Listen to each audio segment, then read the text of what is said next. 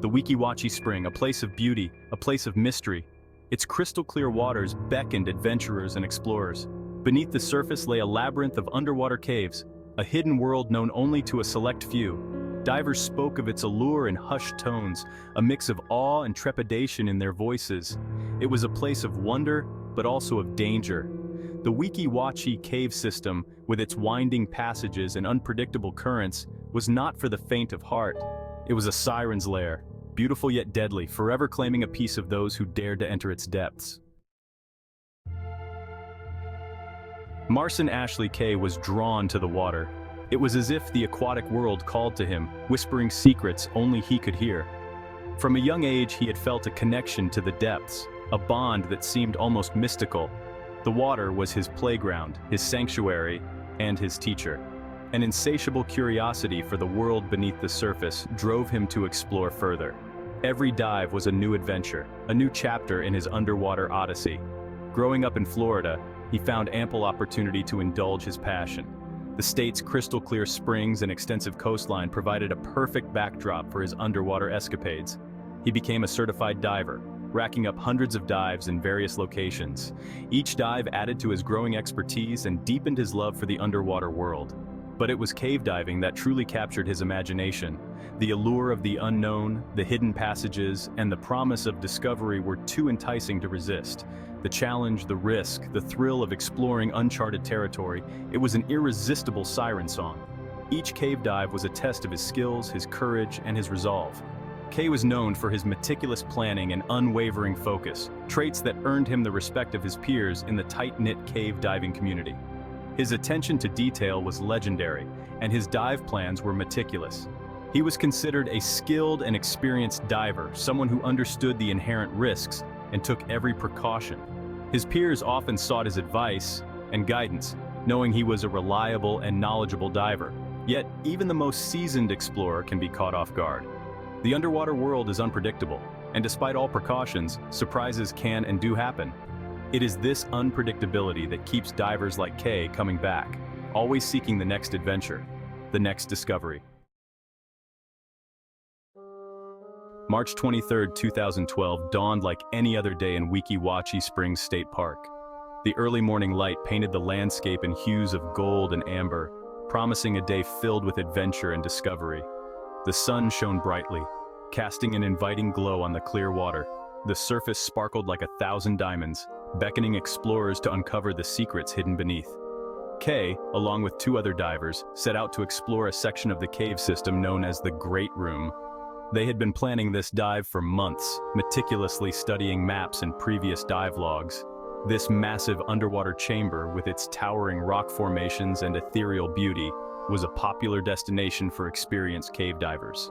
The Great Room was renowned for its breathtaking scenery and the sense of tranquility it offered.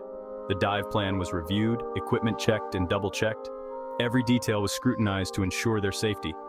The divers knew that preparation was key to a successful and safe dive. They were prepared for the challenges that lay ahead. With a final thumbs up, they signaled their readiness to embark on this underwater journey. The divers entered the water, their movements practiced and efficient.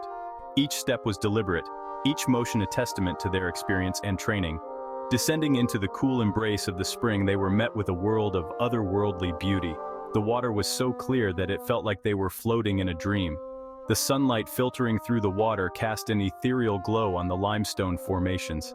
The play of light and shadow created a mesmerizing dance that captivated the divers. Schools of fish darted in and out of the shadows, their scales shimmering like jewels. The divers watched in awe as the fish moved gracefully, adding to the magical atmosphere of the underwater cave. The expressions on the divers' faces reflected their wonder and excitement. This was a day of exploration they would never forget, a journey into the heart of nature's hidden treasures. The divers navigated the cave system, their lights cutting through the darkness. They were in constant communication, using hand signals and light signals to stay connected. The dive was progressing as planned. They reached the Great Room, its immensity taking their breath away. But as they ventured deeper into the cavern, something went wrong. About 180 feet in the cavern, Kay communicated to his fellow divers that he was ready to return to the surface. All was okay with his teammates, and Kay started making his ascend. As Kay moved upward, he did so too quickly, which forced air into his nostrils. This resulted in a horrible medical condition known as arterial gas embolism. Arterial gas embolization is the stoppage of blood flow to organs by the presence of bubbles in the arteries. The arteries affected in Kay's accident were those in his brain and heart. These are symptoms similar to stroke, which include blindness, seizures, dizziness, and paralysis. These symptoms did affect Kay, causing him to move in the wrong direction of the rope's path. He found himself lost in the murky water in a tight space. His companions were in close proximity and could see that he was stuck in a tight area and in distress. Unfortunately, the space was so tight that his companions could not just squeeze themselves through to rescue him. Frantically, his fellow divers returned to the surface to contact the rescue dive team. Section 5. A race against time. The rescue team were able to reach Kay's position in 3 minutes. Unfortunately, they were already too late. As they swam closer to Kay's body, they discovered his mask on his forehead and his regulator out of his mouth. Due to the fact that there was a blockage in his heart, blood couldn't flow to his lungs any longer. Kay had passed away. The next mission for the rescue divers was to remove Kay's body from the tight position. Removing Kay's body was no easy task. One of the rescue divers, Matt Vinzant, mentioned that he was really wedged in there, and I had to actually cut his gear off of him to get him out. Eventually, the rescue divers were able to remove Kay's body by around 4:47 p.m. Kay's teammates were anxiously waiting for his rescue, but they were heartbroken to find their good friend and diving partner had died. Speculation began to fly around concerning Kay's cause of death, perhaps a drowning, maybe he ran out of air in his scuba tank and drowned. However, all speculation was put to rest when the autopsy results ruled his death was due to air embolism. Section 7. Echoes of Tragedy. The tragedy of Marson Ashley Kay's death sent ripples of grief and disbelief throughout the cave diving community. Here was a man who lived for the underwater world, a seasoned explorer who understood the risks, yet he had become another statistic, another cautionary tale. His death served as a stark reminder of the unforgiving nature of cave diving, a stark contrast to the allure and beauty that drew people to its depths. The incident sparked debates and discussions about safety protocols, training standards, and the fine line between pushing boundaries and tempting fate. Section 8. The Price of Passion. Some argued that Kay's death was a tragic accident, a reminder that even the most experienced divers are not immune to the inherent dangers of exploring underwater caves.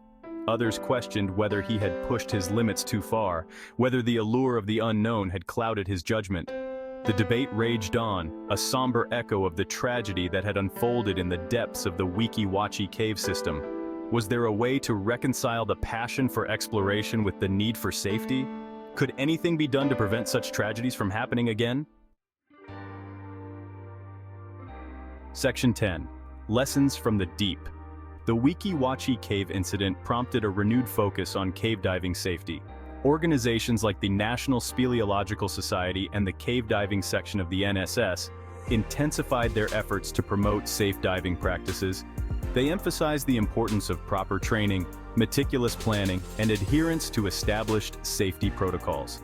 The incident served as a catalyst for the development of new training programs and the refinement of existing ones. There was a collective determination to learn from the tragedy and prevent future accidents. Thank you for watching. If you found this story impactful, please like, share, and subscribe for more content on diving safety and other important topics. Stay safe and dive responsibly.